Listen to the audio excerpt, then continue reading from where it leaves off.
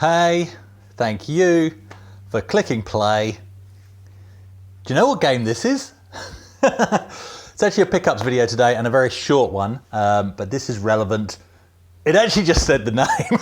It actually, right at the beginning of the video, said the name, but I thought I'd have that up there because I think this is a game not many people are aware of. For the Amiga, not the Spectrum, don't be fooled. That's Amiga Forever running on this screen just so that you can see it. So, as some of you will be aware, there's an eBay seller in the UK called Retro Pixels, is it? Or Pixel? Yeah, I think it's Retro Pixels. And I took a gamble with them a while back with F-16 Combat Pilot and a disc-only copy of Barbarian, and they were both great prices and no affiliation, by the way, just telling you my journey. They arrived in super quick time and I was actually very happy. Their prices, I still say, some are up there, some are down there for the same title. Don't understand that, whatever works.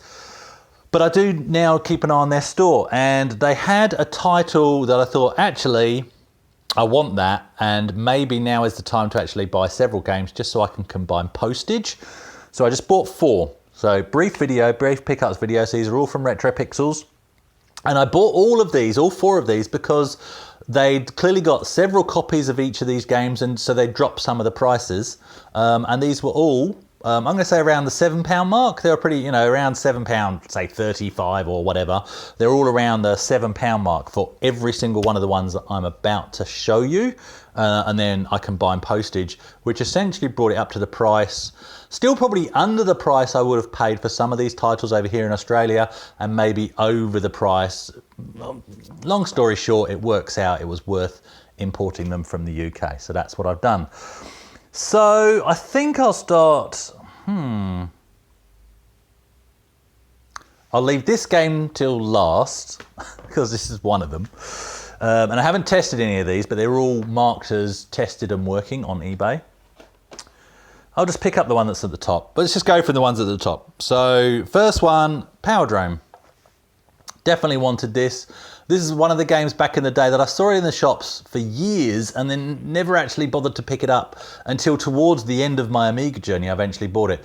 Now, the keen-eyed among you, the keen-eyed collectors among you will notice that this is not the Electronic Arts. They had their own jewel case with Electronic Arts etched in the side, and this is just a generic jewel case. They did have the correct jewel case, another version with the correct jewel case, but it was of course a lot more expensive. For my collecting, I don't think that really matters to me. I'd rather just have the game, know that it's working, and so hopefully that's what I've got here. They packaged these up all rather well, by the way. It's almost like one of those Russian dolls. Everything was inside another box to save on postage, so which was really good. So there we go, manual in there, disc in there, can't get it back in, my goodness. This should be a quick video, but it won't be, because I'm going to stuff things like this up as I go. But yeah, that's good, happy with that. Like I say, I don't need the actual case, I'd rather just pay £7. That's what I'd rather do. Oh look, I didn't think about that when I set my viewing angle. This is what happens when you try and put out a quick video, sorry guys, you're gonna get some shaking there, and I'm gonna, there we go, that's a bit better. I know that's too much light there. See the production quality you're getting. After last week's video, which has gone down pretty well on Dread, where the input was up here, now you're just getting a pickup video. Is that warm enough? Is that, hang on, what if I do this? Oh yes, there, oh, now we're going pro. There we go. That's my little $15 light that's doing that. So £7, that was. Next one, I'm just going to do them in the order that they're in the stack, to be honest, now. So this is what's on the screen under emulation here. This is a game called Kelly X, and I bet most of you haven't played it. As you can see here, it's sort of like, I'm not even going to say an Elite clone, because it really isn't, but it is. There's no trading, there's no real journey. It's a space combat game. It was a budget title back in the day, and you basically just shoot and you complete a wave, and then it automatically warps you to the next area and you do rinse and repeat. So really it's a shoot 'em up, but it uses the same style of combat and flying as Elite. So that's what that is, Kelly X. Yeah, this is just a really thin, actually. I think this must be the original case because it's a very thin dual case there. There's the disc. And the manual printed on the inside, as was often the case with the budget titles. And yeah, I think that must be the right one because it's a very thin spine on the disc thing itself there as well. So that sort of fits that. I think it needs a bit of manipulation to fit that in there properly. Feels a bit out of place. But there we go, Kelly X, I like it. So that was a game me and my mate Lee played. And one of the few, I'll tell you all that when I will do a play of Kelly X. That's not standing up. It's going there now, in front of Powerdrome. Powerdrome is like a hover racy game. Wipeout before Wipeout, but so much harder than Wipeout. I didn't really play that well on the stock A500, I must say. Right, next one on the pile. 3D construction kit. Oh man, I wanted this for so long back in the day. That's upside down, isn't it? Let's try. Oh no, that's upside down. The back here is upside down. Let's fix that. Get it fixed. Well, I'll fix it as I put it back together. Let's have a look at what's inside. There we go. We've got the disc and we've got the manual there. Beautiful. And that, yeah, £7. You're never quite sure why have they dropped their price. Is it a crappy copy? The quality of this looks absolutely fine. Like I say, it was marked as tested and working. So fingers crossed that is what I've got. That goes that way around.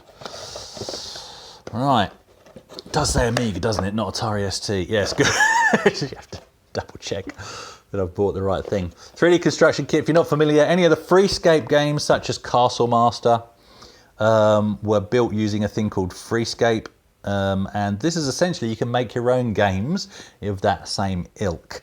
And there is actually some, you can do it 100% without coding, but there is an option to do some coding within that package as well. So there you go. And it was also later released, there was a 3D Construction Kit 2, also came out as Virtual Reality Studio, and it came out on PC as well.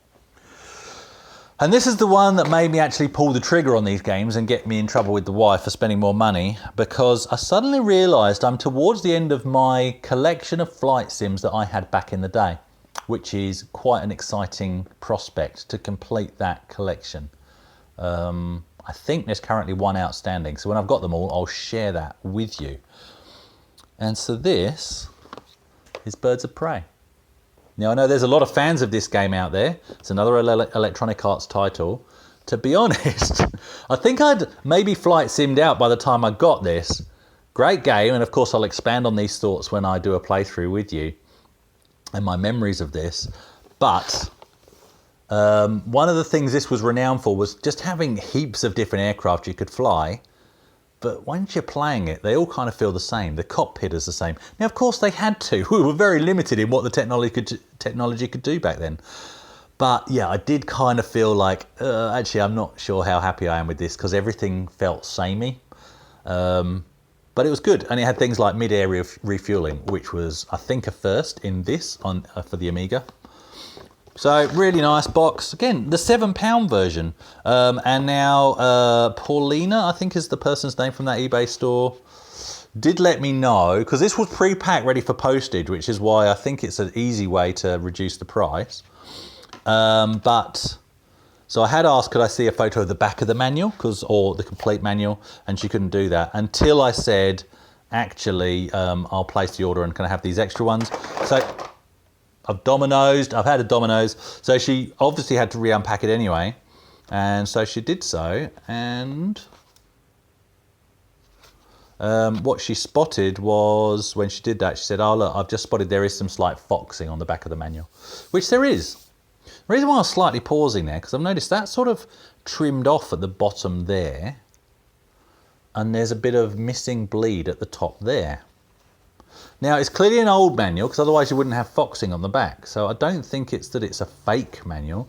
Sometimes you would just get these dodgy print runs. I've seen it in comic books as well, where they just go through the machine not quite right. Usually you'd include bleed to stop at least that kind of thing from happening, but I can't see. This to me, this feels old.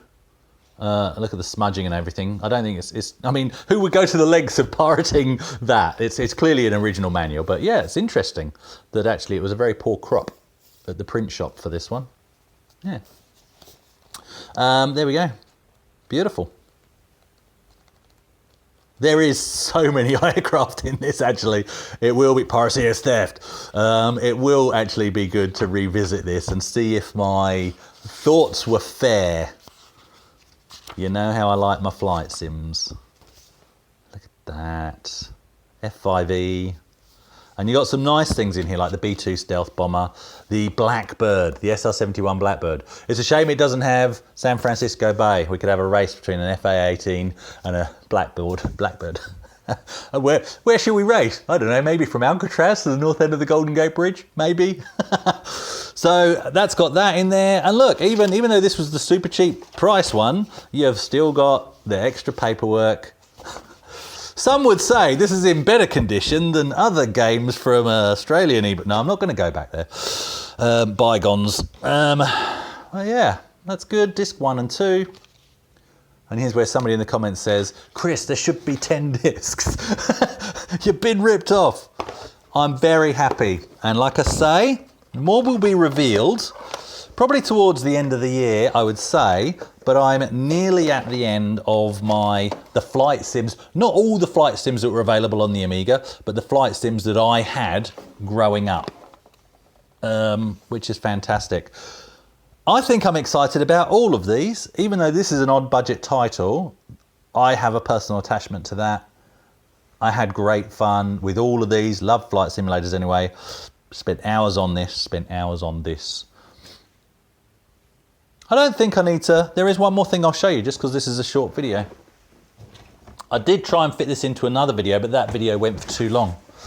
This is gaming related. I've actually had this for a few years, but I've never shared it with you guys on the channel. Speaking of foxing, there's some on the box for this. So my boys bought me this for one birthday, I think it was, because they'd been to Comic-Con or Supernova or whatever, and they came home with this for a present for my birthday that year.